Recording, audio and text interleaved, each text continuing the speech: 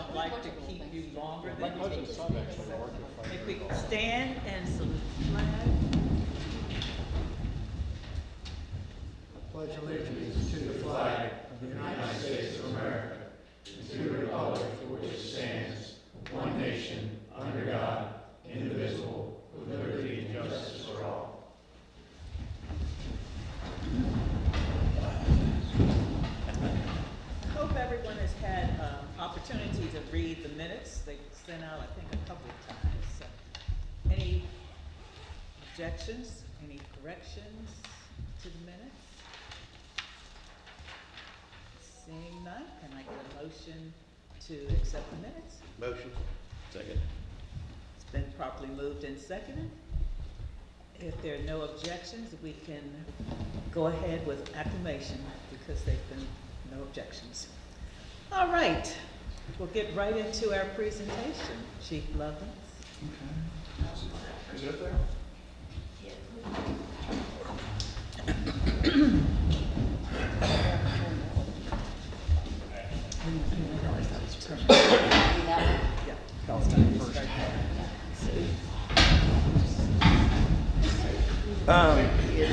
Everybody's heard us all talk. The chiefs are probably going to want to poke their eyes out even looking at the screen right now. But for the PAC members, you hear a lot about accreditation and Power DMS, but if you've not seen it, it's kind of like, what are they even talking about?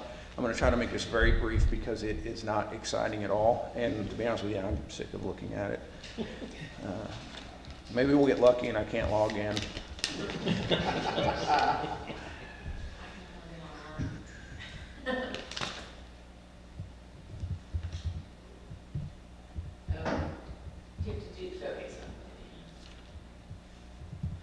You got to put that site key in. Yeah.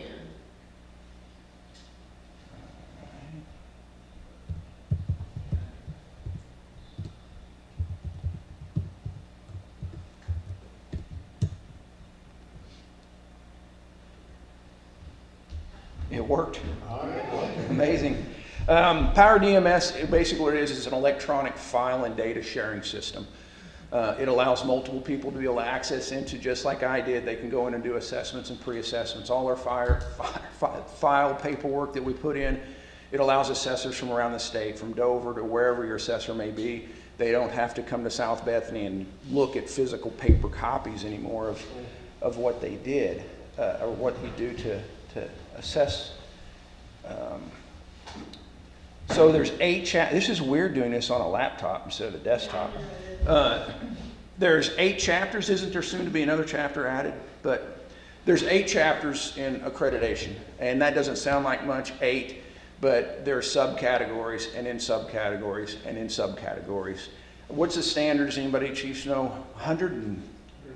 It's like 150 something. 150. Yeah. But then when you add in all these sub-assessments, 105, yeah, it's a lot more than that because you have all your little subcategories. I'll just go to a quick and easy one.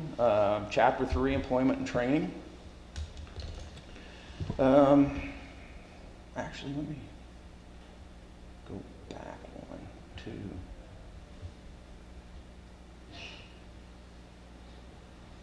That's it.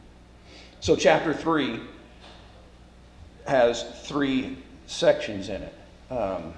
From selection of an officer as a recruit to the training, your mandatory training records, basic law enforcement requirements, field training officers. I'll just click on that one. I'm fairly familiar with it. I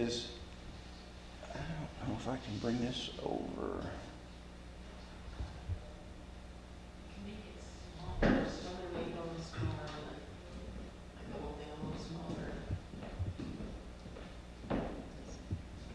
You want the whole thing a little smaller, maybe? Nah, I think so. So here it talks about the standards that you have to meet. I should have just brought a whole desktop in here.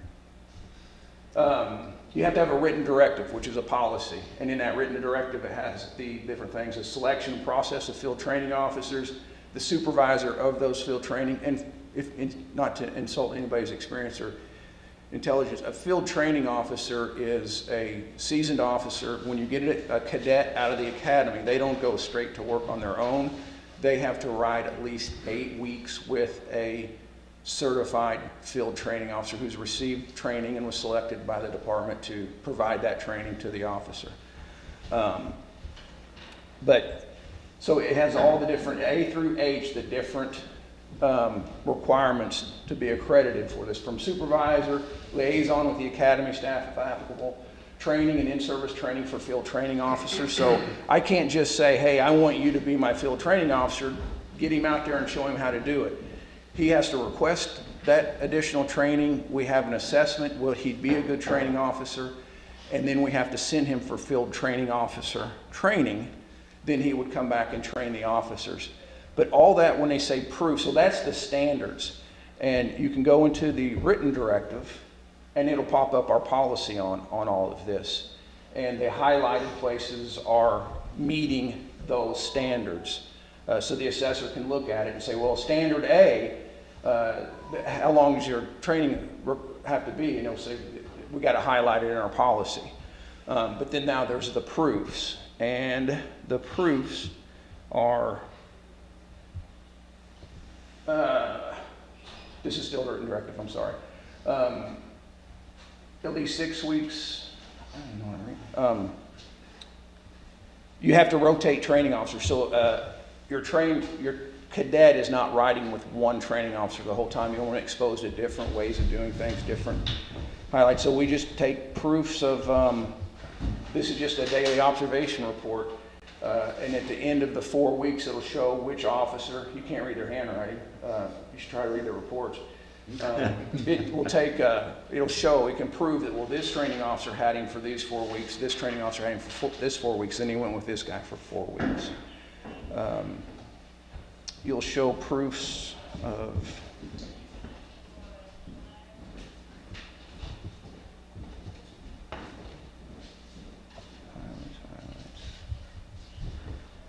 yeah, this laptop just does not want to cooperate.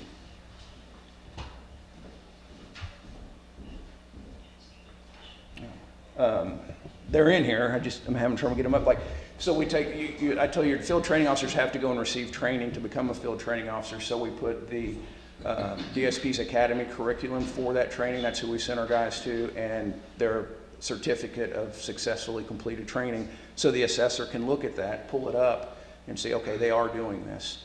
But that's just that's a pretty simple one. The field training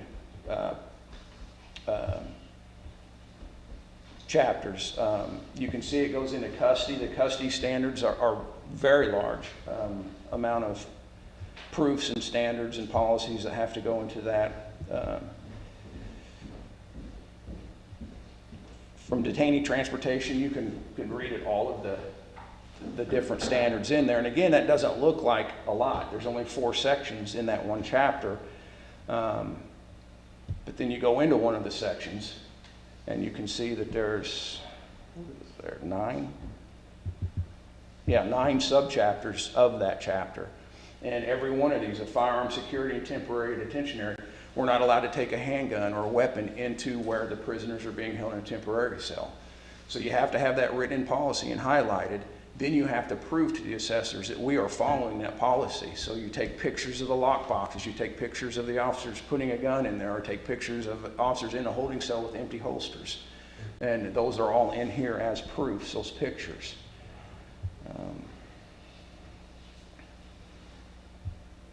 So they can click on it, and if I can get this screen to go down, yeah, just, I don't know, well, maybe this button will take it down.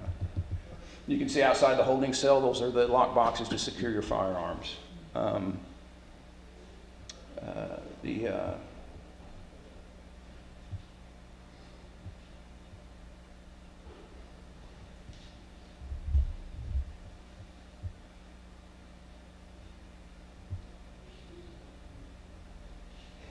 This is very difficult on this laptop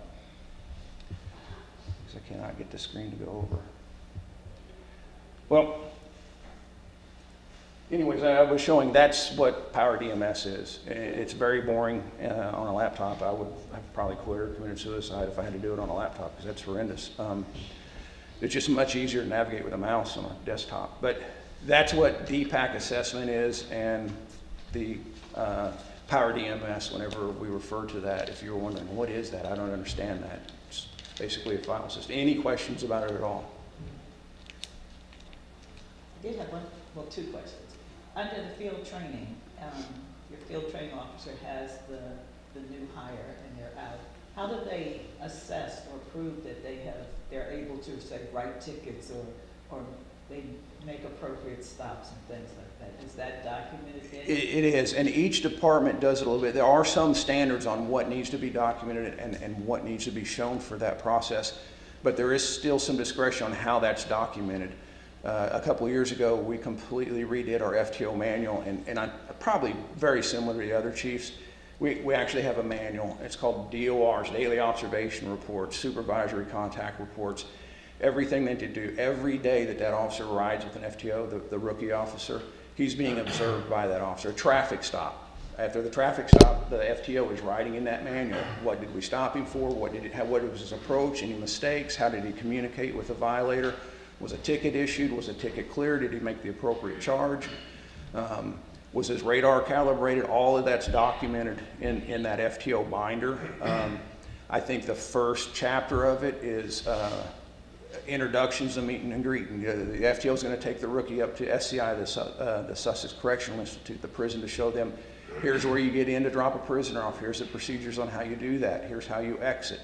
To meeting the other chiefs, to go to the JP court, to meet the staff and see what you do in JP court and where it actually physically is. But yeah, that's all documented in a manual.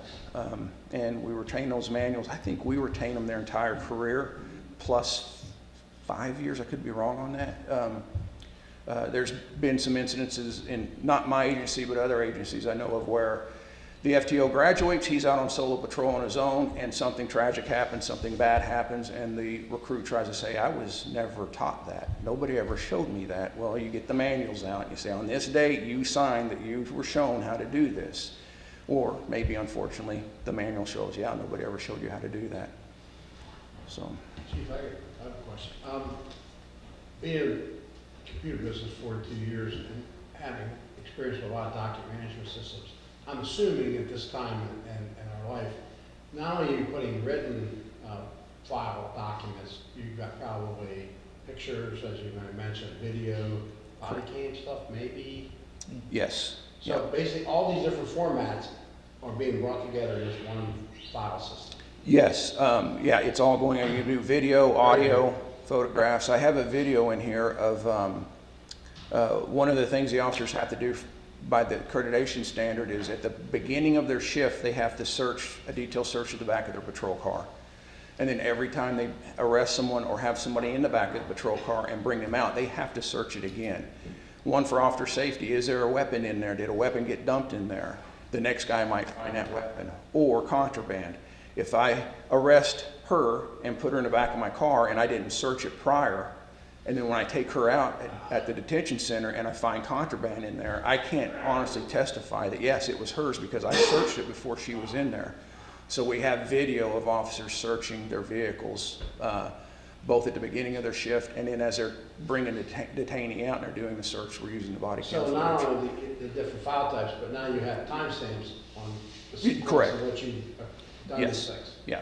This is awesome. It Yeah. really is. Yeah, Very nice. it is. When they first started mentioning Power DMS, I wasn't a big fan of it, but now I am. I absolutely love it because it used to be the paper copies, and your captain could attest that I think he's going to like this a lot more. The paper copies of all that. This is a CIA thing because basically you're able to use this to back up that you went through all the procedures, you did everything right, so someone can't accuse you of doing something out of the norm. They'll still accuse. I know why not, but at least you have the system to back you up. Yeah, Yeah, correct. very nice. Yes. Yeah. Any other questions? Comment. I noticed this, well, this is the first time I've seen the accreditations or the assessments, that the PAC was included in a portion of it. Yes, you're 100% correct. You guys are in here. Public interaction, chapter 8. It's just kind of sad. I know my way around the chapters. There you are, 8.1.2, the standard for the Police Accountability Committee. This is the written directives of what comprises a PAC and how it's going to be done, and the additional training, the 20 hours of training. It's all these standards are in here. So we have a policy in the South Bethlehem Police Department that pretty much mirrors the other chief's policies. That this is our policy on it, the written policy on the PAC. Anything that you see highlighted there as I'm blasting through it meets one of those standard accreditations. So then you have to show proofs in here. So that's our written directive, our policy, that we'll have a PAC meeting these guidelines. It's just not letting me go down to where I want to go. This is a flyer from the website showing that we have a PAC, that these are the members in it. I think there's a copy of the minutes in here to show that we had the meeting. The website that's on here, because it has to be publicly accessible. So, yeah. Chief, one more question. So, is there a procedure or on a quarterly basis, annual basis, where this gets audited by someone that actually verifies? It does. So it's every 3 years they'll do an on-site assessment where they deep dive everything. They go through all of these file systems and make sure that your policies are still in conformance with their standards and that you can prove that you're in conformance with your policies. Then they do an on-site inspection. The physical aspects of your department, is your evidence room the way that you're saying it is? Is this the way it is? They'll inspect vehicles, they'll inspect officers. They'll get in a car with an officer and ride around and ask him questions about policies. Does this officer even know what the department's policies are? It's pretty in-depth. That's every 3 years.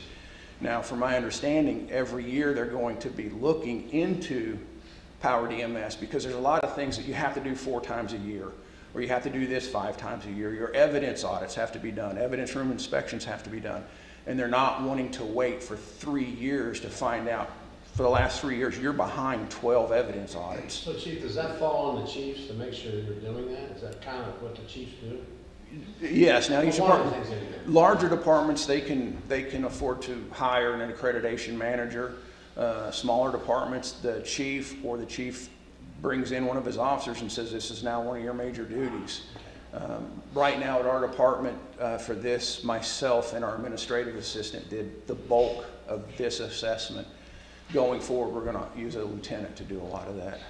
So, Thank you. yeah. All right. Any other Yeah. questions for you? Like I said, thrilling stuff. Thank you, thank you.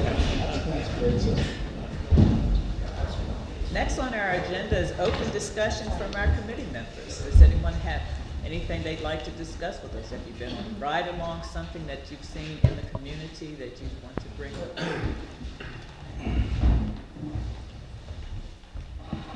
Yes. Congratulations to everyone that did get credit. Yes, Great job. yes, it's a great job. I know there was some hair pulling, I could hear different ones calling. There was a lot of hair pulling, but you got it done, so that's what's important. I know that as far as the community, I've done several community things. I was up in Dewey, was it October for the community program. That was in September, yeah. That was in September. Public Safety Day. Really nice program, and it's all departments come out. It's not just Dewey. Other departments come out and help. We had the cops and goblins once again. I said, didn't I just see you last week? But all the departments were out. Very, very interesting presentations by different departments, different sections in the departments. Drug and alcohol enforcement up in Dewey. They had a wonderful truck demonstrations. You felt like you were drunk. They had you driving. It was terrible. It was the worst experience. Next to being tased or pepper sprayed, that wasn't fun. But it's a good experience because you know what the officers are doing, how they are handling intoxicated drivers, what they see. And it's really funny because you're in that car and you think you're driving straight. Now, because I was sober, I was fighting what the device was trying to do, because I'm like, no, I'm not doing that. No, I'm not. You know, the officers are saying, you've got to do 90. I don't drive 90, but you're supposed to do 90. You've got, no, I don't do that. So, you know, you've got to play along with it. I'm not a gamer, so I don't know that you're supposed to play along with these things, but that was really very interesting. So I encourage you to go to these different events that the various departments have. They have a community day or any other thing that they have where they are bringing in different departments to do demonstrations. Take advantage of that, because for me, I learn a lot, and I think everyone else would learn a lot by doing these things. Yeah, I have a question. Yes. I was just thinking about what you said. So just recently, my family, another part of my family moved in the area from Carroll County, and I was taking my grandson to Lord Baltimore, and I noticed there was an officer there. I can tell you in Carroll County, they don't have an officer at the school. He's in first grade. But it was just, I remember my daughter just feeling so much better about the fact that there was a presence there. So I guess my question is, I've been here 30-some years over time. Is that a policy that we do just in Suffolk County, or is that, I mean, what, do we have an officer at every school? I'm just curious about that. Let my chief. No, we don't, in the Indian River School District, we have kind of, the security there is twofold. First, there's a school district employed constable. The constables in the Indian River School District all have law enforcement backgrounds, and they're employed directly by the school district, and their primary responsibility is security. So they're essentially on-site security guards. They are armed, and they have limited police powers on school property. In addition to that, some of the schools also have a assigned school resource officer. That school resource officer is a full-time police officer employed by the department that has jurisdiction over that school facility. So in Ocean View, that's Lord Baltimore Elementary School. That's an Ocean View police officer. That's assigned there. Are they there all day? Yes, they're there all day. That is a full-time job. Yeah. So, and he's got that school. Yeah, and that's what he does. It's a full-time job. So we're very fortunate that at our facility we have two uniformed, well-trained individuals at that school. Shelbyville has a school resource officer, although they have one, and he's kind of juggling 3 schools in Shelbyville.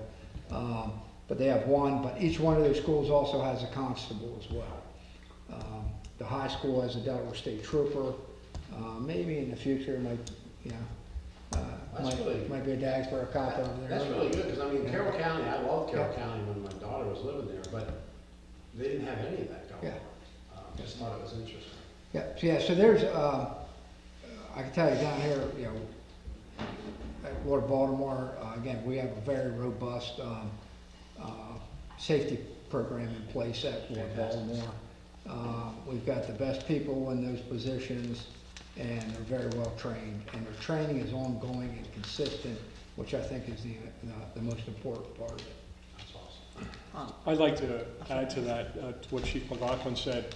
On top of the full-time staff he has there, the local departments surrounding Lord Baltimore every summer train inside the school for any kind of emergency, active shooter or whatnot. So if there was an emergency at the school, most of the local officers here would be familiar with the school layout and how to handle any incident in school. I'm curious just to follow on. I know there was discussion, I listened to this on some media, of retired officers taking those kind of jobs also as like a add-on or whatever. Do you see that happening much, or is it? Well, again, those constables are retired officers. But as far as the full-time officers, you know, I don't necessarily see that happening myself.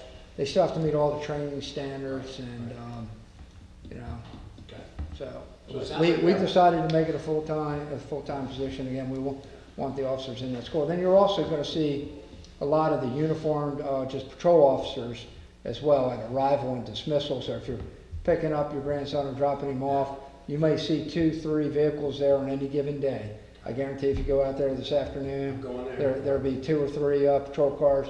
In fact, 2 of those officers are in the back right now, that'll be over there at dismissal. So it's just that added level of security during that busy time of the day where there's a lot of people coming and going from the property. I think it's great we have the resources to do that. Let me just add to that, as we learned earlier this year, it depends on where the school is situated. Because just because a school says they're in, say, Dagsboro, I have to bring that up, but that was the only thing, you're right in front of me. But that doesn't mean they are in the city limits, the town limits of Dagsboro. So if they're outside the town limits, Dagsboro, right now, they don't have jurisdiction at that school. I remember So- that from the last meeting. Okay, so Yes. you might have schools all over, and with all these new developments, some are in the corporate limits of a town and some are not. So if there's a school that's outside of the corporate limits of the town, they may not have the resource officer, the police, they'll have the constable probably, because that's the school Got it. district, but they may not have a police resource officer because they're not within the town limits, and the town doesn't want to pay for that, so, Got it. you know, so you've got to look at that. Holly, I think you were Do saying the something. Sussex Dart schools have weapons detectors? Some of them do at the high school level, not at the middle school and elementary school level. And that goes back to your school board. If that's what you want in your schools, then you Yep. need to lobby the school boards. Refresh my memory, right? The state does or doesn't reimburse the school districts for SROs and constables?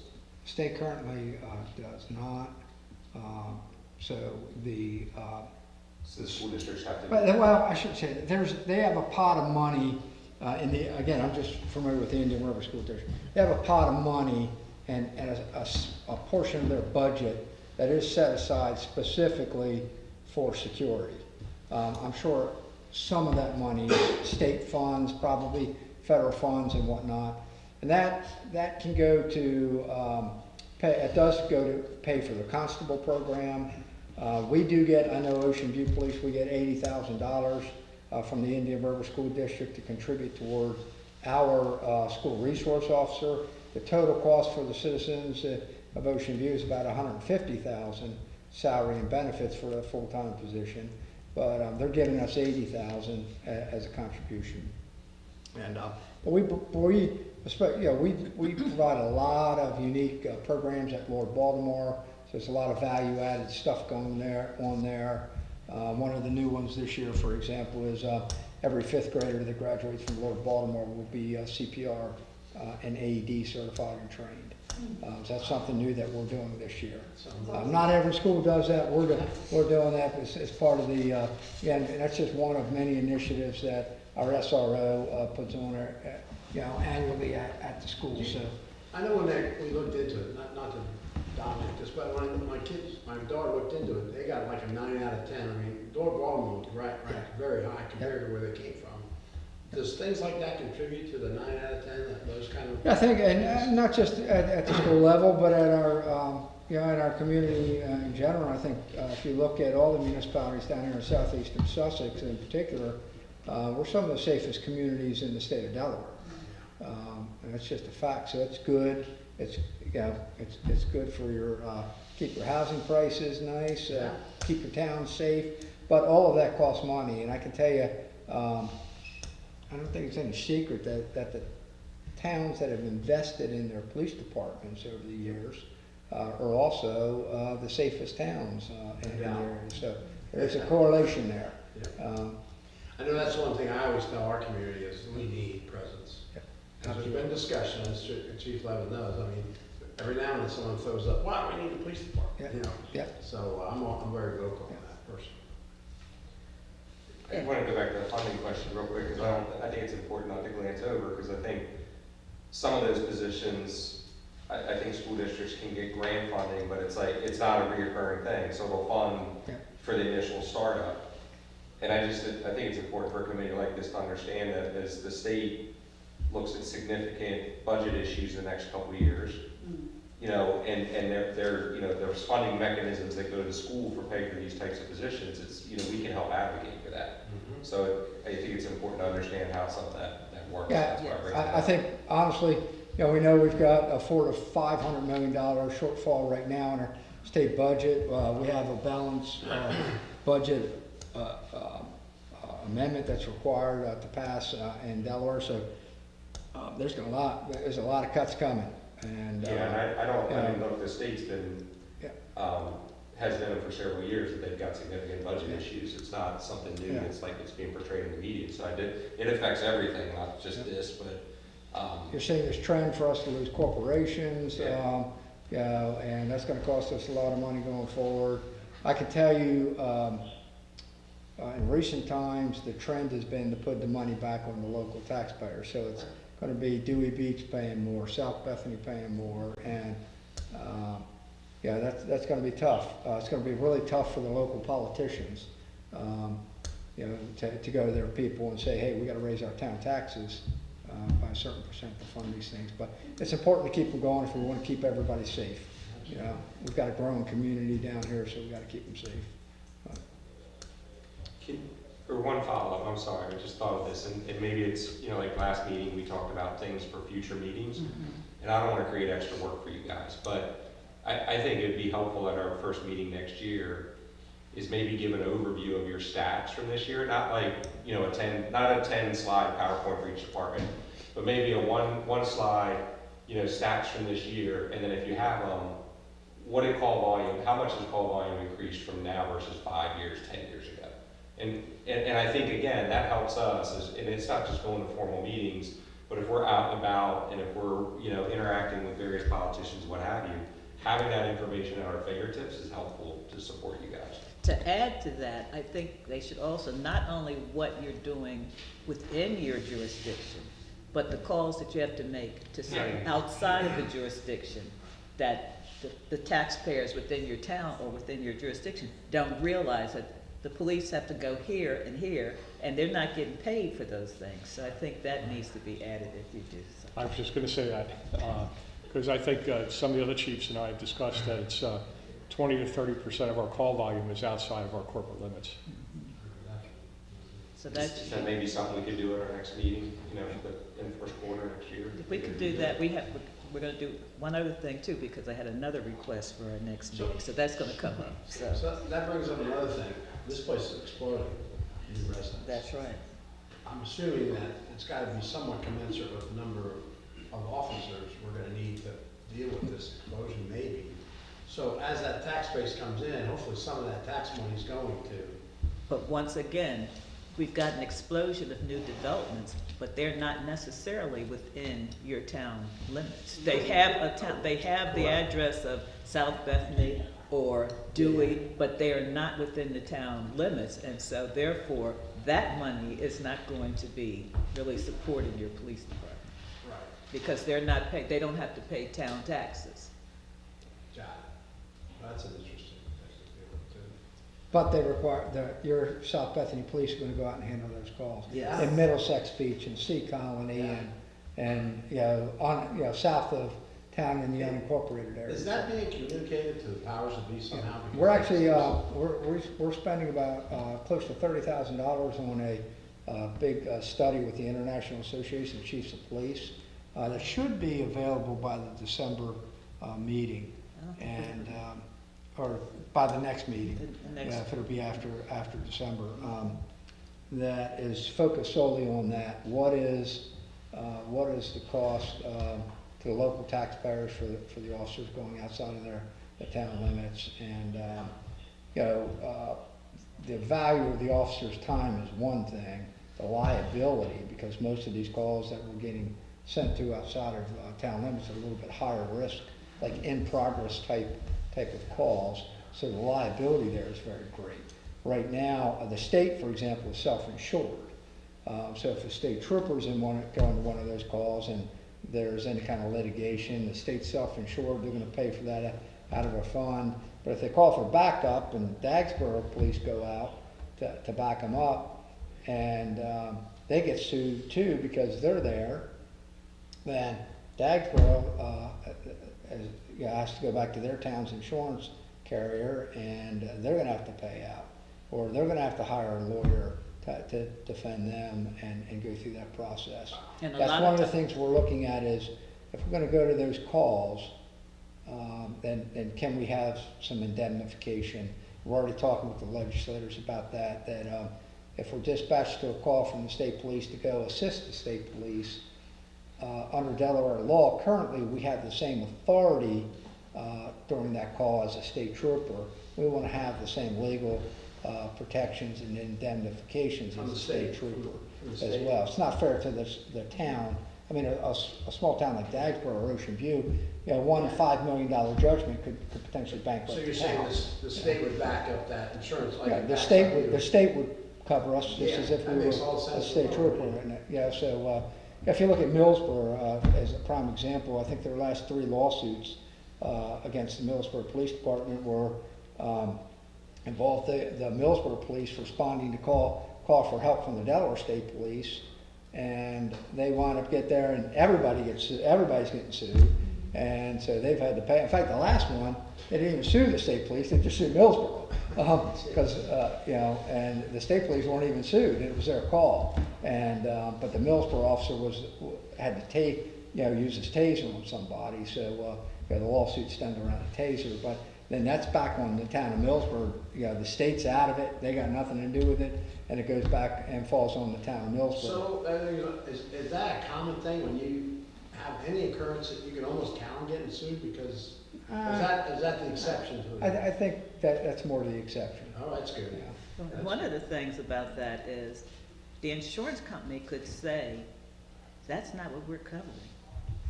Right. You're outside of your jurisdiction.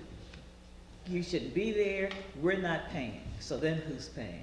The other thing is a lot of the smaller towns have caps on these payouts. So if, for example, there's a $2 million cap and it's a $10 million judgment against the town, then the town could be, digging into their town coffers and, It makes sense to me that the state should have an umbrella insurance, just like I have an umbrella insurance on my whole boat or whatever. Yeah. That if that happens, the state, especially if they invite you in, I mean, I don't understand why that's not even done already. Could it be linked through accreditation? I mean, isn't that the whole purpose, to make sure that you guys are all accredited and everything is up to speed and your policies and procedures and all that kind of stuff Yep. are on par with state requirements? Yep. Then why, that just seems like that could be the level Well, of accreditation. Yeah, I think so. However, the state police are not state accredited. So that's very They're using a different program called CLIA, which is the Commission on Law Enforcement Accreditation, which is a national accreditation program. There's more standards, but they're kind of, when comparing it to the state standards, I'd say they're a little more generalistic. They're not state specific like our state program is. So they're using a different, Bethany Beach is CLIA as well, as is Millsboro. I think that's about the only 3 in the area that are using CLIA in lieu of the state accreditation program. Any other discussion from the committee? Anything the chiefs would like to discuss, other than what we've already been discussing? No, we're working on an initiative right now. I'll be talking about it next Tuesday at our county chiefs meeting, to have better access to the computer-aided dispatch systems in Sussex County. Right now, our dispatch is run, we call it a PSAP, Public Safety Answering Point. That's our 911 centers in the state. Downstate, that what we call the Southern Core, is run out of Georgetown, and it's managed by the Delaware State Police.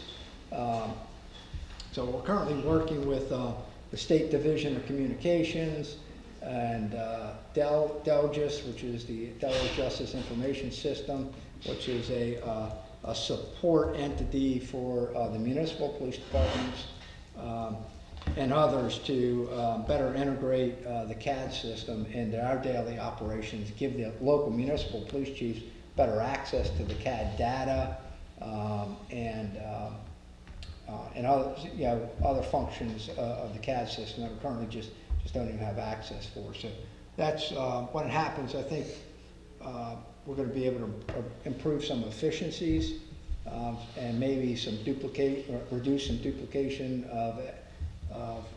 and maybe eliminate some minor, report writing. The data, for example, for an accidental alarm, is captured in the CAD system. Then the officer goes and responds to it, and everything's okay. It was accidentally set off, there's no crime. He's got to go pull up the information from the CAD and replicate that into what we call a field service report. So now the same information has been duplicated in the field service report. Then most of the agencies also have an in-house type reporting system that we utilize to be able to capture and catalog our response data. And then we're replicating again that same information into that internal system. For example, we use in South Bethany, we does as well a Google system. So we're putting that same information that is almost irrelevant to begin with, and I don't know, between the inputting it into our Google account and then also into the field service report, which goes to Delgis, the statewide entity, and records that whether the rest of, they receive and house all the crime data in Delaware. It can probably take that officer 15 minutes, 20 minutes of time to manage that one incident. Or it should be just like It that. should be, everything's okay, we're clear. All the information's in the data. We could do it that way, but we have no ability to retrieve that data and mine that data, and that CAD system isn't linked with Delgis so that they can share the data. So we're trying to work that out. If we do that, I mean, if it's, say, 15 minutes for that call to do that field service report, you times that by 25,000 of those a year. How many man hours are we talking about that we're just wasting time on some insignificant call? So we're trying to improve those efficiencies. That's all computer stuff, that's all software written, it has nothing, I mean, you can simplify that. I mean, I've been in that business, and that is all fixable and not that big a deal, but someone's got to do it. Yeah, a private corporation would not be running this way. Yes, exactly. They'd be out of business. They'd be out of business. Yep. Sounds like, sorry, government 101. Yeah, absolutely. Chief, would you just address the DelDOT situation with the cameras and getting pictures, say if an accident happened, we've got the system in the station, but you can't get that picture or that information right away. Do you know? You talk about the live feed traffic cameras? Yes. Yeah, that's another thing. We've got traffic cameras all up and down the state. We have the ability now, I know Fenwick Island does as well, so we have those live feed of the DelDOT cameras. If you pull it up on your computer and you look at it at home, it's timed out. So you're gonna get 10 seconds of video, and then it's gonna time out. Nothing's recorded. There is a way, we found a workaround so that we can have a live feed, so we can pump it into our police station, and we have it up and running all the time. We've also done it, while we can't do it with the police calls, we do have the fire and EMS calls, that CAD system up and running in our police station at all times. So when a new call comes in, it's populated on the big screen, an alarm goes off, and we know, whoop, they just had a fire car or an EMS call. We can do that with the fire and EMS CAD system. We can't do it with the police CAD system. And a lot of it is just as simple as we don't have the permissions. It's not that it can't be done. There's not some kind of technical hurdle that we have to overcome. It's just somebody's got to say, yep, give them the ability to do that. And so we're working those things out now. Well, those live logs for the other agencies have gotten really vanilla anyway, because if it's a medical emergency, they can't share the addresses anymore. Yeah. So it's like just to call it this time medical emergency, but you don't. Yeah. But what we get is a little bit different. Yeah. So we're getting it directly from the CAD. We are getting the locations and all the same information that the 911 center is getting. We get that live in the police station. So but it's just dumbed it down for the nosy neighbors, is what you're saying. Got it. But it is it's amazing what a struggle it is sometimes to be able to try to do these things. Build these walls up, it's, and I've seen it happen, my 42 years I did with the federal government, So I'm telling you, I saw things just like you're saying, and it's all fixable, it's just, somebody's gotta help get that wall broken down. Just to update the group a little bit, our agency is a little different at Dewey Beach. We have our own CAD system, which is the 10-8 system. We weren't allowed to get on the state system.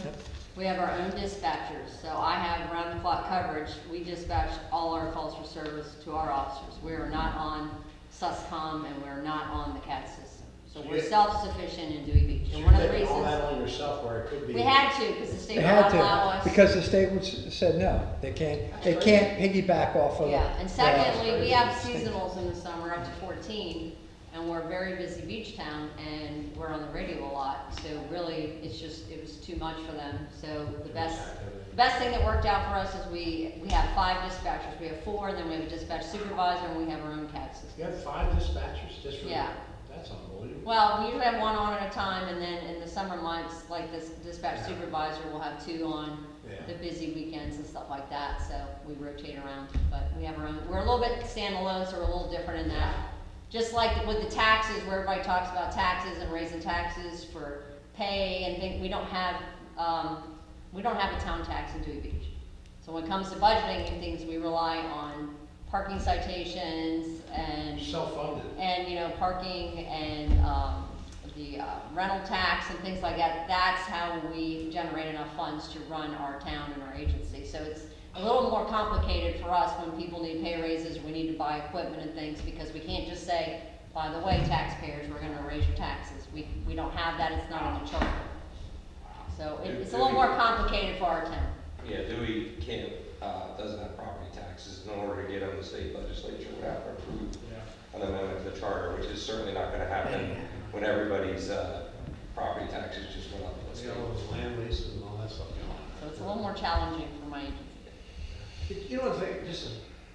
I've only been here a couple of weeks, but a couple of meetings, but it strikes me as everybody seems to be kind of doing they're on their own island, like that shocks me that you said that, but there's got to be some way to leverage that so you can actually do with those people you have more, beat walking, whatever you do. It just seems like there should be some overall functionality you can't count on and do this stuff versus you having to take it on yourself. That just seems very inefficient. I understand your activity level is probably much better than Chief's. Thank God, right? Actually, having our own dispatch and our own CAD system works very well. Yeah, so I mean, the only problem is they can't see us because we're on a different CAD system and things like that. So that's really the only difference. I tell you something I found out about there is integration. The state CAD can integrate with that, but it's getting the right person to do it. And I tell you, sadly, I always say it's, it takes a tragedy to affect change sometimes, and that's the nature of our business. And there's going to be an officer that doesn't show up on the CAD system because they're not talking to somebody that's going to be found dead on the side of the road somewhere. And then after that, there'll be a lot of, everybody will go to the funeral and everybody will shed tears. And the sad thing is some of that stuff could be prevented by getting the 2 systems working together. We should be able to see all their officers on our CAD system and vice versa. Because we're working back and forth, it takes 2 or 3 minutes at 150 miles an hour to have a chase go from Dewey Beach to South Bethany or Falmouth Island.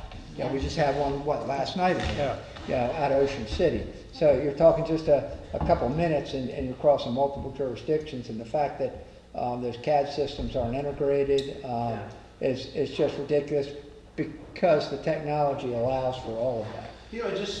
Again, this is something where you need help from the state because, you're down here and they've got this overall thing, but, I did this in the government where the Army recruiting system didn't talk to the Navy recruiting system and I would go in and say, hey, we did this great thing in the Army, Navy, you want to do it? No, we do it the Navy way. So and that stuff drives me nuts, but that's government 101. And so if they had gotten somebody to come down and do an analysis on every one and go, okay, here's a commonality, all right, and here's things that we could take off their hands, and here's your requirements, you need quick access. I mean, someone needs to look at that from up above and say, how do we help these people do a better job? Part of it, it's a lot of politics and who gets control and About a dozen or so years ago when we went with this new CAD system through Tyler Technology. That's one of the original proposals was we're such a small state, we're going to have one core, one CAD system for the state. And that Makes too much yeah, sense to me. not too much, yeah. So, And it's cost effective. yeah. I mean, So you can go from one part of the state, if we go up to Dover for a meeting, we disappear off, the folks down here can see us, but the guys in Dover, so if I'm driving through the city of Dover to go to a meeting, I'm in uniform in a marked car and a crime happens, and it's happened to me before, where I've gotten out and actually taken action up in Newcastle County and Kent County over the years, and nobody, I kind of don't exist on their systems up there. So, and we're such a small state. Our park rangers down here, they work out of the Kent County CAD. So we could have a park ranger right here in Ocean View at our state park in town, and he calls for help on the radio. It's going to Dover. That radio call, the people that are tracking him, they're all up in Dover. And by the time they relay that down to the Sussex County 911 center, and they relay that to the officers in Ocean View, how much time is going by? So yeah, there's a lot of those type of things that are very frustrating. Yeah. Not to belabor the issue, but what was the reason that the state gave you that you couldn't be a part of their system? Lieutenant, you were on some of those. Yes, I lived that for many years. So DivCom, the Division of Communications, pretty much has the say in all this. And when the state police went to the Tyler Technology program, like the chief was saying, they came up with 3 cores. There's the north, south, and there's the central core. On that central core is Delta and all the dark buses and everybody that needs to be on that radio system. So over the years, if you did not have a communication center, you weren't a PSAP. So for the closest PSAP here is Rehoboth Beach Police, and the closest to there is who else got one? Milford's not a PSAP. No, nobody else in Sussex. So yeah, it was Seaford. It was Seaford, but they lost it. So when Chief finally got here, we said our #1 problem is we need a CAD. We started doing research. So we went to the Division of Communication. They're like, okay, we'll try to get you on to Rehoboth's CAD. So we met with Tyler Technologies. And what they came up with was since we are not a PSAP, a direct 911 center, we cannot be into the South Core, which is that they dispatch the state police at every single police agency in our county because they didn't want our dispatchers adding stuff into the system, taking stuff out of the system. So our only option was to go to the Central Core, which is DelDOT. But one DelDOT is Milford PD and Smyrna PD. So I would be able to see a Delaware State Trooper, I would be able to see a Capitol Police Officer, a Milford Police Officer, exactly where they are at that moment, but I would not be able to see where a Rehoboth Beach Police Officer is if he's in my jurisdiction. So the cost of us to do that was $145,000 if we were to create the CAD and the GIS mapping. If we were to create all that for Dewey Beach, it would have been $145,000. For us to be allowed onto the South Core and us to dispatch ourselves, $6,500. But DSP and DivCom blocked us. That's unbelievable. That's great. So we came up with the other solution. Yeah, I mean, and it's going to cost us more money. I believe it's a nicer system, but I mean, we're spending $25,000 a year for that. Yeah, It's 28. yeah. I mean, And honestly, if at the end of the day, that's my plan B, and at the end of the day, if we're not able to accomplish what we want to accomplish, utilizing the state core, we're going to look at doing something possibly similar. The difference is, I've got the luxury down here of, directly bordering South Bethany and Bethany. Our borders touch, and we're so close to Fenwick that we may be able to work together and split that cost between four departments and do something. But it's really not the right thing because then we won't be able to see the state troopers. Yeah. It's just. Unfortunately, you're making Yeah. not the best choice, Yeah. but the only choice Yeah. you can make. Yeah. You know, it's just that's just. And one of the things that, in fact, the chief and I were talking about this not too long ago. One of the things that we're looking at doing down here with South Bethany, Fenwick, in Ocean View is how can we continue to do more initiatives where we're sharing, but at the same time maintain our own autonomy. And right now, for example, I'm sworn in as a South Bethany officer, and Chief Lovins is sworn in as an Ocean View officer. And we're able to do that. He's still the chief of South Bethany, I'm still the chief of Ocean View, but it allows us to work together a little more seamlessly. So there's all kinds of things that we can do to work together. And I think in the future that might even include Selbyville, Dagsboro, Frankfurt. We're all close enough together that it could include all of us. But still, it shouldn't be that way. No. You know, I'm not saying shouldn't be that way. The reality of it is there's nobody in this room, or probably nobody in this county, that has a say, because those decisions are all made up north in the state. So I was going to ask you, is there a place where we can go to see the hierarchy of how things are supposed to be? I know the county executive for Sussex, Yeah. a good buddy of mine, but I mean, can he help with something like that?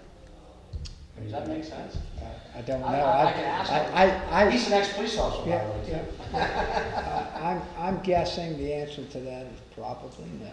I'm dying to ask him. Does Homeland Security fit into anything as far as, is that a federally funded or is that a state funded with Homeland Security for the state of Delaware? Well, we have a Delaware Department of Homeland Security. Right. So that's funded by Delaware. That's funded by Delaware. But is that integrated with you guys at all? Yeah, they're kind of, the Cabinet Secretary, Joshua Bushweller, Right. is kind of like the top cop in the state of Delaware, if you will. And for example, the colonel of the state police reports to him. Every state law enforcement agency is under his control.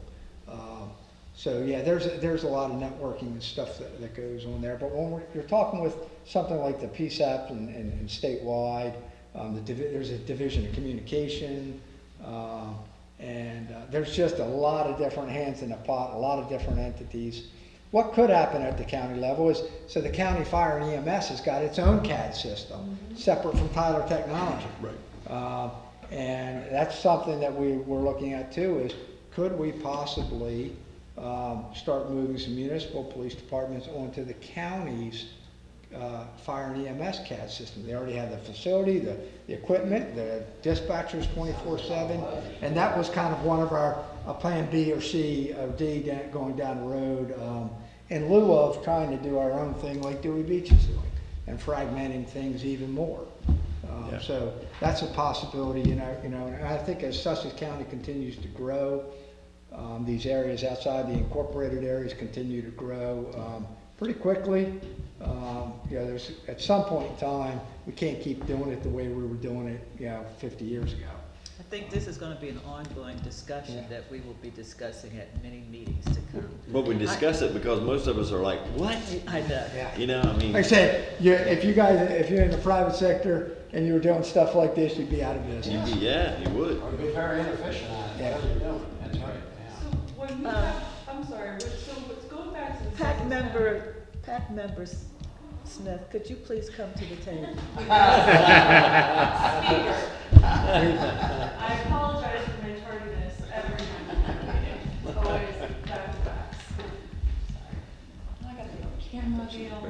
So we can see you. My question was in regards to that emergency center, because that is impressive from and again, emergency preparedness up at the Sussex County facility. Are any of our local municipalities, if called massive storm, whatever, is only state police represented in that room, or are local municipalities included in that, like, I call it the war room, I don't know what it else is called. That's the Emergency Operations Center. Yeah. No, what we do though in Ocean View is we set up a satellite EOC in Ocean View during those events, and then we fall under the Sussex, we become an arm of the Sussex County EOC, and subsequently they stage a lot of equipment and manpower, like Verizon employees, power company employees, National Guard are all staged at 213 or 201 Central Avenue here in Ocean View, and they serve as kind of like a regional EOC for this part of lower Sussex County. Can't really do it. A lot of times, you know, South Bethany in particular, even the state police are housed there, National Guard, Fenwick Island, I think in the future will probably be coming over. And because these guys are going to be underwater, so they're not going to. They're going to evacuate, and so we do set up our satellite EOC for those special events. Is that fairly new? No, we've been doing that for probably 15 years now. Really? Yeah, and then what we do, we also train with them. We train with DEMA. So every once in a while, we'll do some tests like. There's a whole lot of procedural stuff that has to be done. I might order like a case of water and I'll put in a request to DEMA that we need 1 case of water in Ocean View. They'll send that request to, last time it was Cecil County, Maryland, Emergency Operations Center to fulfill that request. We're simulating that this was a big disaster. Right. And then they actually receive the request. They load a case of water on a truck and they from their EOC and drive it down and deliver it. And we're just testing those systems because just to make sure that everybody's got the procedural stuff down. So if it's a true emergency and I need a tractor trailer load of bottled water, everybody's up to speed with their processes in order to be able to get that done. I thought you were going to say the National Guard sent you a water buffalo. I bet you if I wanted one, I could probably. Yeah, you could, because that's what I thought you were going to tell me. Instead of a case of water, they just sent you a water buffalo. If the PAC will indulge me, I'm going to make an executive decision. Not on our agenda is new business, and we do have new business to discuss. Ms. Gale, I do have. Oh, I'm sorry, go ahead. Just 2 very brief announcements. We are having our mock assessment for accreditation on December 3rd. We are on track to be done hopefully by January for official vote. The second thing I want to talk about very briefly, I don't want to get too far into it. We are in the process of discussing potentially forming a regional crash collision reconstruction unit for this part of the county. I do have Corporal Anthony Valenti with me. He's from Dover. He is collision certified. He's drug recognition certified. He's a DUI instructor. He has a lot of experience. The word around the county is that the state police are stepping back from helping the municipalities with fatal collisions. I did confirm that with the Office of Highway Safety Director last week. State police did tell her that directly. I do have a message in with them for funding for this program, and I'm going to be reaching out to our local agencies to ask for some assistance, who's interested, who's certified, and we're going to essentially try to head the program up for the county. So we'll be keeping you guys informed with that. So we'll be sending you guys an email when I hear from OHS. Were you on that vessel up in Dewey at their safety day? That was not. You know what I'm talking about. I just sang him from Dover a few months ago, so. Well, Thanks.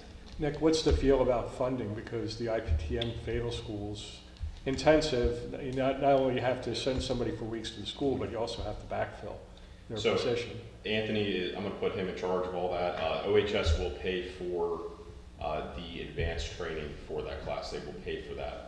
The basic they won't, but he does have a connection where I believe the training is free, we pay for lodging. Yeah, so highway safety, they'll pay if you wanted to send them to the IPTM school down in Florida, or if a instructor came up. I know a few years ago, one instructor came up to Newcastle County and taught the second of the 3 advanced courses.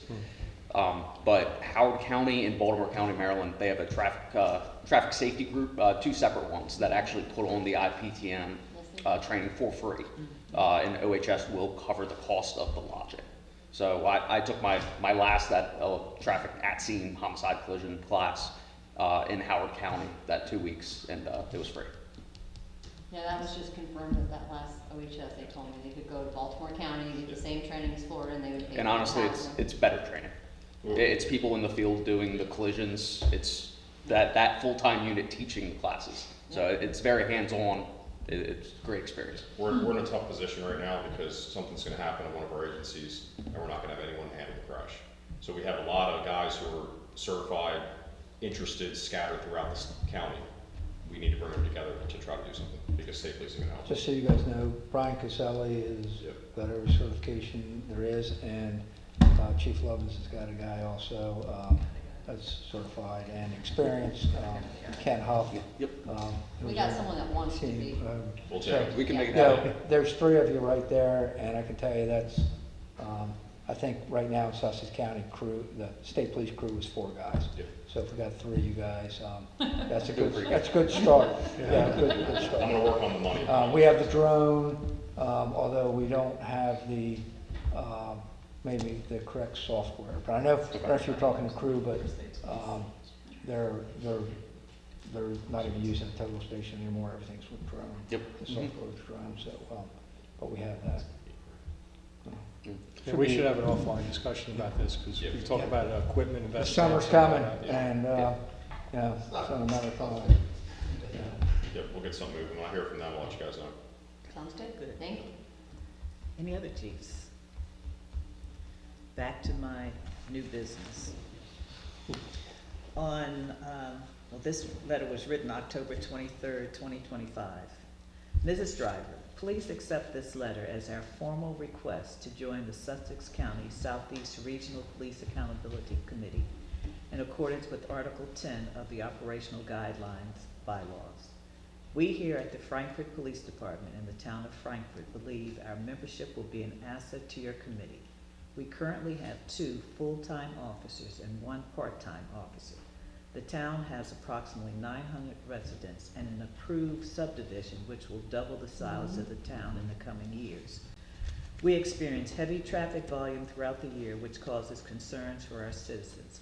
With this, we believe that our department services a similar community to those departments that are already members of this committee. We strive to enhance public safety and promote transparency, which will strengthen community trust in law enforcement. I look forward to meeting on November 14, 2025, and look forward to be working with your committee and its other members. If you should need anything, feel free to contact me anytime. Thank you for your consideration. Respectfully, Kevin M. Smith, Chief of Police. We have Officer Lulu, who is representing. Chief is at a funeral, so it was unpredicted that he was not going to be able to make it today. But I am here humbly asking to join the PAC. Is there any discussion? Any I have a questions? question. Where are you guys as far as getting your accreditation? So I have been the accreditation manager. I was part-time for a while. We got through policies. We're uploading into Power DMS. Our facility is now up to standard pretty much for the evidence.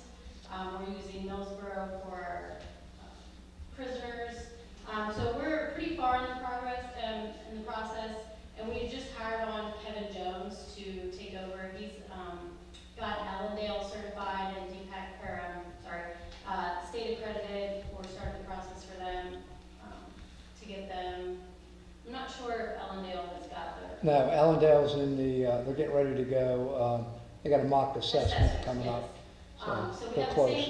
the same guy that got Allendale to take over ours, just because we are a 3-man department. One of us is part-time right now, and the accreditation was a lot on us. So we're pretty far along, and we can give status updates and stuff. I was just curious. And then you guys already have any community members that? Yes, we have 2 who have already, said that they were ready to go. Clarified with them back in October that they would be good, and then we also have a backup just in case. Is there a reason why, since you already have a partnership with Millsboro, why you're looking to join this PAC? The partnership with Millsboro is for the facility, and just because it's a more convenient location, whereas, say we take a prisoner into custody and then we go to Millsboro Police Department, and then they get transported to SCI, whereas if we were coming to Ocean View or something like that, we'd be backtracking a lot to bring the prisoner here and then to SCI. But I think it was just, at the time, what made the most sense. We have an MOU with them, so. I do have, Megan, this is more so with your chief. than with you. I do have some concerns about communication with Frankfurt. There have been numerous incidents over the last year, working so closely with them, that we have had very difficult attempts to try to get in contact with their chief. That's something that I feel like I would need to discuss with him personally, but I don't know where he is or when he's working. So that is my concern about Frankfurt at this point. Out of transparency, I will say that a year ago, we contacted Frankfurt and had heard absolutely nothing from Frankfurt. And then all of a sudden, we get a check and this letter. So this is the first time since a year ago that we've heard from Frankfurt, so. Yes, Chief. I would just like to add, the PAC Commission up in Dover is under a lot of pressure to get all these departments under an umbrella of a PAC. And to relieve that pressure, I think we should admit, I think there are natural, just geographically, it makes sense. And I want to take the pressure off the people, who represent us in Dover, because a lot of people in the legislature right now feel like they are not trying hard enough to get the police departments in compliance. So I would just suggest we accept them.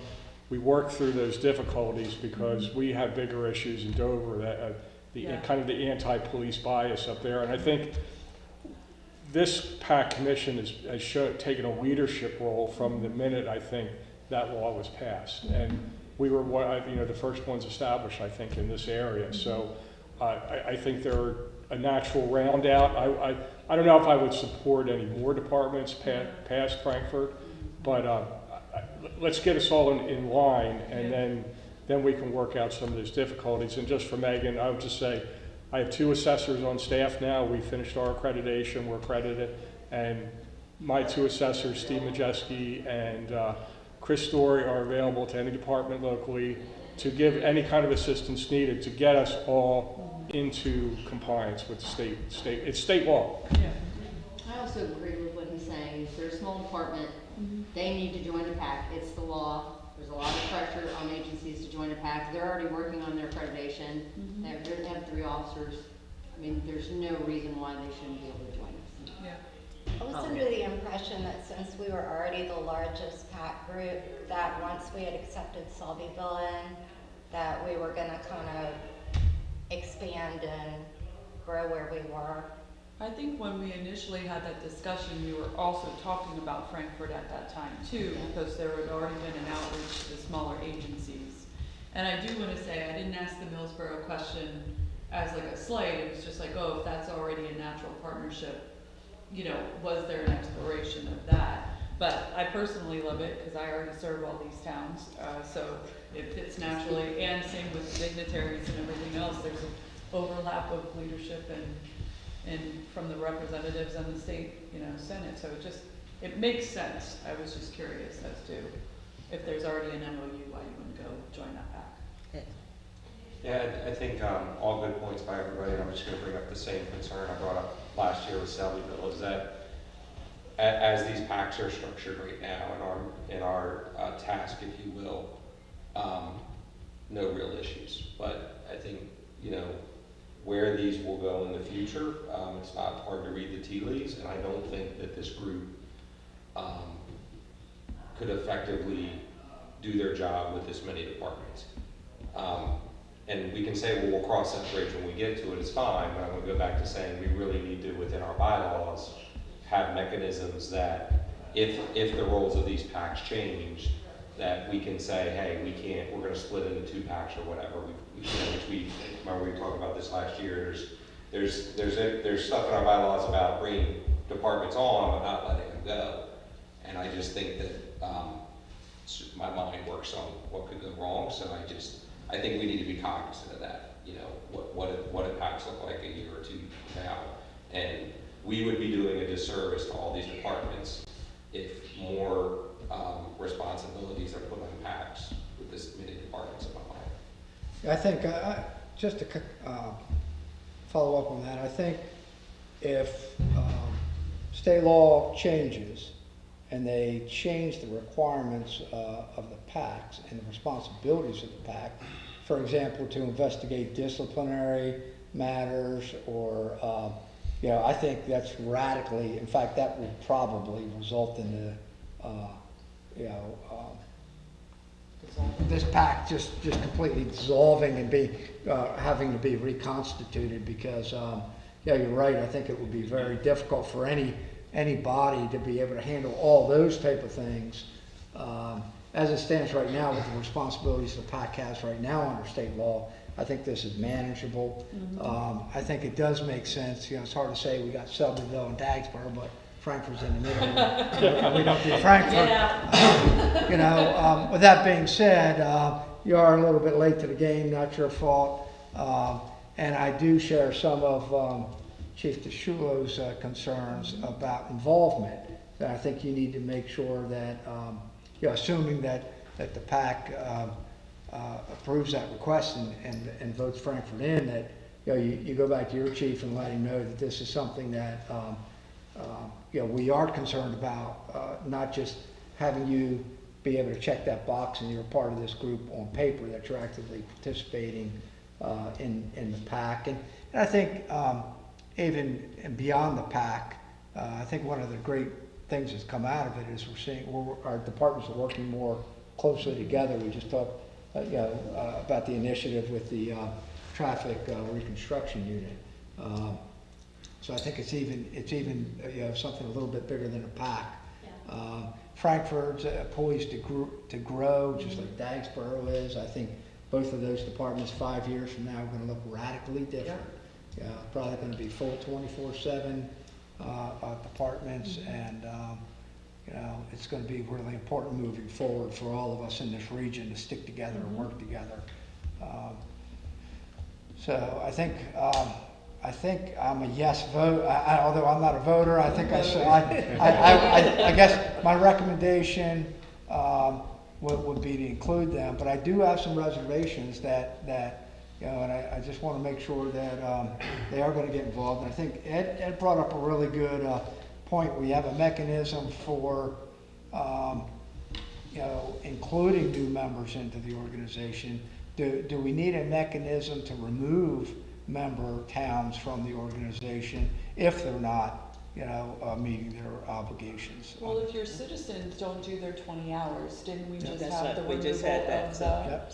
And so if you don't have your citizens doing the work and your police officers showing up, I do think we've already waved that mechanism wand.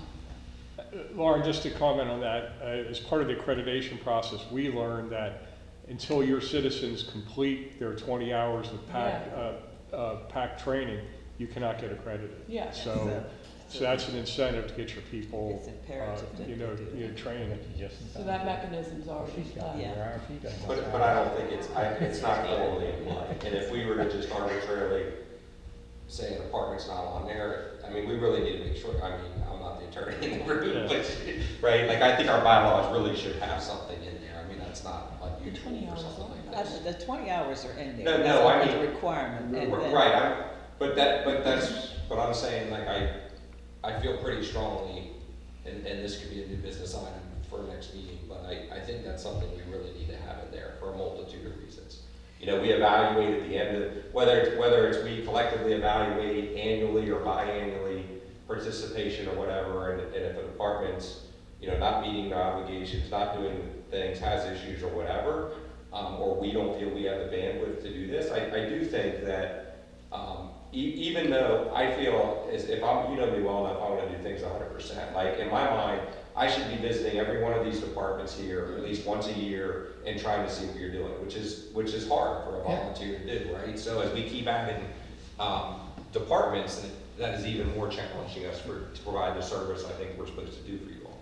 So those are my reservations. My understanding was that our service was to our representative officers, taking involved in the trainings and everything else, and we can take advantage of stuff like that. But, my understanding was that your reps are for you, and then we come together and have these discussions about individuals. Now, I have the luxury of being able to work with a lot of them because my job, my role, but like, I'm an Ocean View rep. I don't know, like, I have every intention to come and work in Dewey, because I want to see the crazy and the madness, you know, from a complete event standpoint, you know, like, that's like more of a reality TV situation, but again, you know, I'm down the street from Dagsboro, you know, with my other office or whatever else, but like, in Selbyville for events, and I get that opportunity, I know in those original 20 hours that we did, that's part of the reason why we circulate to the different offices, we get the different things. I mean, that's what the PAC is created to do. I don't know if we ourselves are supposed to be doing that outside of what we create within this group. That is something that each individual takes upon themselves. Yeah. Like, I had an astronomical number of hours because I did some crazy stuff, Right. but I wanted to get to know the different departments. There's still 2 departments that I have not visited, and I'm gonna attempt for 2026 to make sure that I visit those Yeah. departments. But each chief is responsible for their members. Now, I'm the chair, but technically, I am not Ocean View's representative. Ocean View has 2 other people who are the voting members on this. I break the tie if that's necessary. Right. So you're responsible for your 20 hours to your police chief. Any other, if you as an individual PAC member want to develop more of a knowledge of what's going on in this PAC, say I'm gonna say region for a better word, but if you wanna, that is your decision to go visit, to participate in other activities. I could have stayed in Ocean View and done my little Ocean View stuff, but I wanted to do more. I really wanted to, as chair, I felt it was my obligation to get out and see what all the other departments are doing, so that when we're in these meetings, I can say to Chief Speaks, what about the seasonal officers training? And I know what I'm talking about, or I can talk to, of course I can talk to Chief McLaughlin all the time, but you know, knowing the different things that are going on in the different departments, and then I can throw put that out in the air, and then we can have discussion about it. So, and as far as eliminating people, if it's a requirement for certification to have your individuals complete the 20 hours, if you don't meet those requirements, then you're going to lose your accreditation. And as a non-accredited police department, then you automatically are eliminated from the PAC. So that's how, you know, we make certain we have people who are active, but if they're not active, they're going to automatically weed themselves out, because not only is it in our bylaws, it's in we just saw it in the Power DMS, so it's stated there, so it's there. They know if you can't complete this, then you're out. I think part of what Ed's also trying to add to this, not just the initial 20 hours that everybody's required to do, I think he's trying to talk about, are they actively participating? Like, if an agency joins us and then they never come to the meetings, or they never are involved at all. I think that's what is that more where you're referring Yeah, I to? mean, 3 years from now, or 2, you know, or other things happen, you know, I think we just, you know, should have something in there. It just makes sense. Do we have meeting requirements as citizens or as police departments? We are required, not as, So the do I PAC think- is required to have quarterly meetings. Right. But My attendance does not, because I thought you have to attend three I think there is of the already. I believe it is. Yeah, I thought you had to attend 3 You have of to the be 4 quarterly. quarterlies or Yeah, something like Ms. that. Darling, Yes. in the bylaws, is there a requirement for a police department to be in this regional PAC that they have to have a certain amount of attendance to the meetings? That's what There's a lot of pressure on police departments from the state to get in a PAC. It's a state law that's been in place, and a lot of them, I feel, some are just ignoring it. Yeah. And I'm not implying in any way Frankfurt is doing this, but eventually a chief's gonna have to get into something. Yeah. And they have no intentions of ever communicating or coming to a meeting. But I think that regional PAC should have some type of bylaw to say, the last 3 meetings, there's been 0 input or a presence from this department. Can you vote to remove that department from the PAC? Yeah. Well, why don't we have a committee look at our bylaws and perhaps add that language in the bylaws so that we have it, so that we're tighter in the bylaw. We can't, just by adding Kendall and I have had this discussion on and on, we make amendments to the bylaws when we add a new department, but we're not changing our basic bylaws. So maybe we need to look at our bylaws and add that language to strengthen our bylaws, making certain that you are participating. It's not that you check the box for accreditation, but you are actively participating. I understand there's been something in the paper talking about some of these PACs are just word-only PACs and nobody's doing anything, and that is not what this PAC, as long as I'm here, that's not what this PAC is. I'm not about that. So, but yeah, this PAC is about being actively involved, and so we want to do that. I feel like the chiefs and the departments, like, it's been a huge investment put on the departments to get us trained. Like, I know how much time I've spent getting individual training and how often I tie him up with my question of the day of what law enforcement does.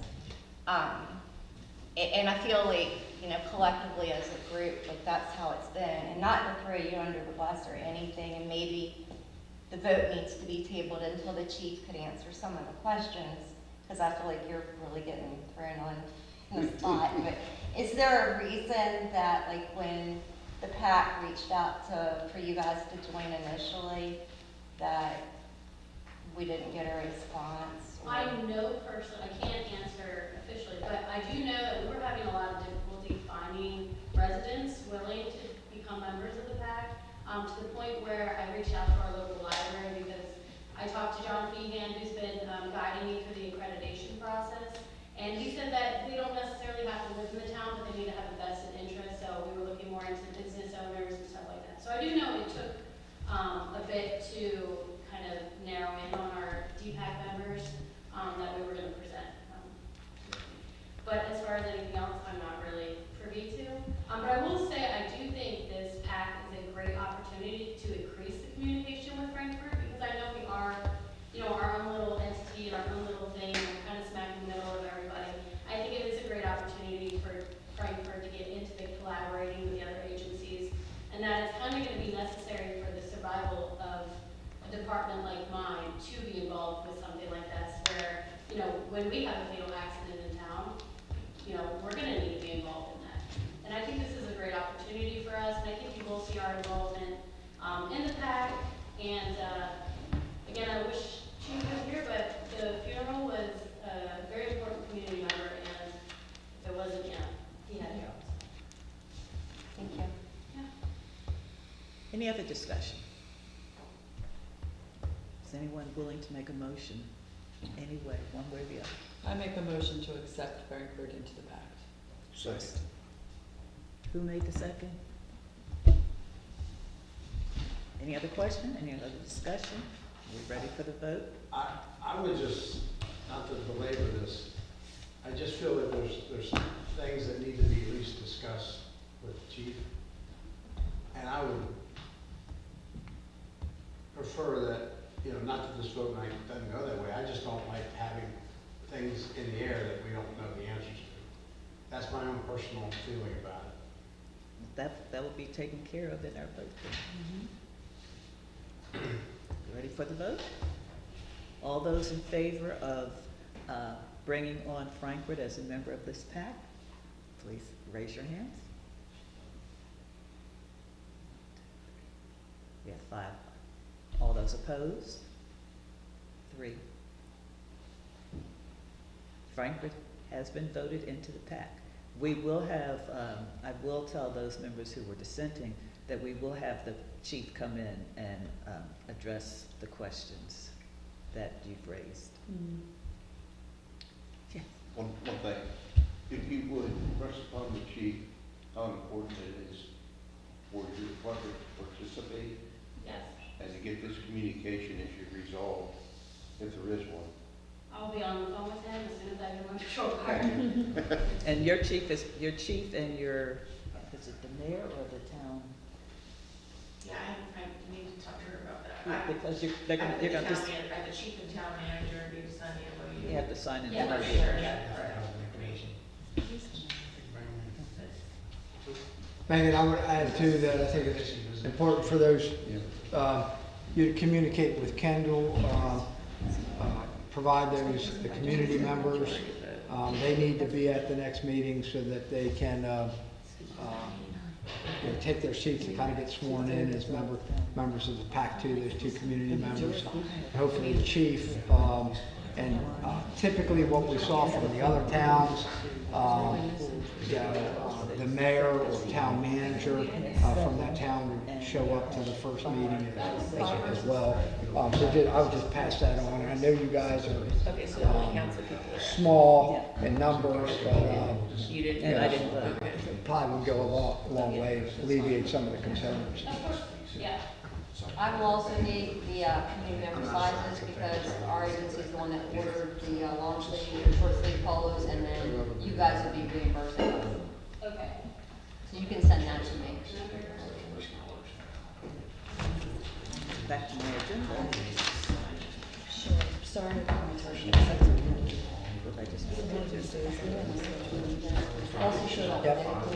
Yeah, they already sent a check. Yeah, they didn't have a choice. Sean called and said, yeah, let her get on else. Yeah. Back to where And what your statement was spot on. It's a much better. I think we're still in our meeting. And you know, Have a representative. So let's say no one from Boone shows up today. Do they have to send a proxy? and I think part of their issue is there's only two.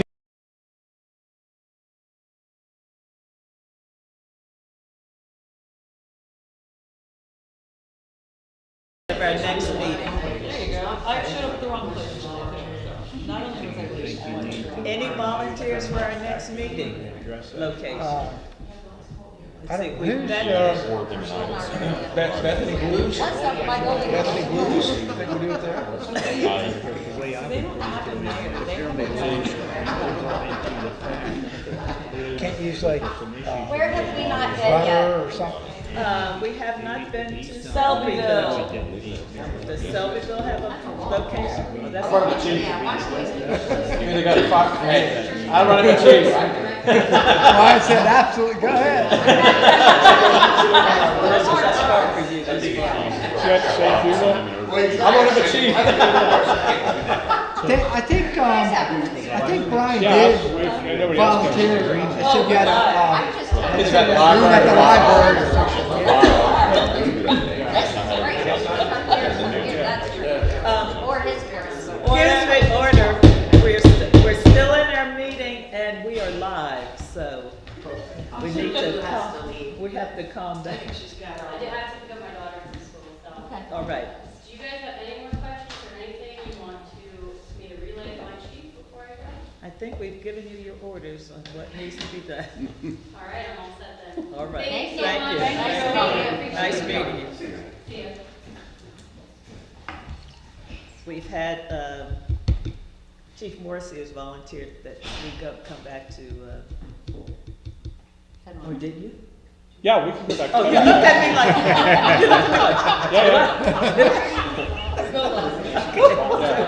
Well, we'll have our next meeting at, in Fenwick.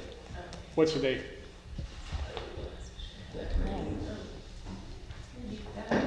February. February 2nd? The third week, I believe. Just be careful of that holiday. It'll be the second Thursday of February. Okay. Second Thursday, February 12th. February 12th. Perfect. I will reserve town hall. Thank you. Any public comment? I have a comment. Yes, go ahead. I'm not public, but my comment. My comment to everyone is I hope you all have a wonderful, happy, safe Thanksgiving and a fantastic Christmas. And Thank you. Thank you. What, I will say, Dewey is taking applications for anyone who's interested in participating in their seasonal program. So if you know any young people, Or if you'd like to go, now you don't have to do the whole thing. If you'd just like to go one time, you contact them and you can say what they're doing to train. we'll put that information out. Just have young people buddies, and is it like something? To be a seasonal officer, 18, minimum 18, and work for the summer. So if any of you know any young people age 18 that you think would wanna get this experience, send them our way. We're already accepting applications. I got one. Yes. Ocean City has their CERT training next week. And I really can't go, but I really want to. But they sent out, I know Tim Cooper's been pushing it. Yep. Cause it's the closest that it's been in a while, so. Yeah, we've got some folks from our CERT team, that'll be going down there to participate. Do you know what the date? It's 17th through 22nd, so all next week. They got programming every day, full CERT program. So. Any other comments? I will entertain a motion to adjourn if everyone. I'll second. Okay, it's been properly moved and adjourned, and we adjourn this meeting at 2:13. Let's go.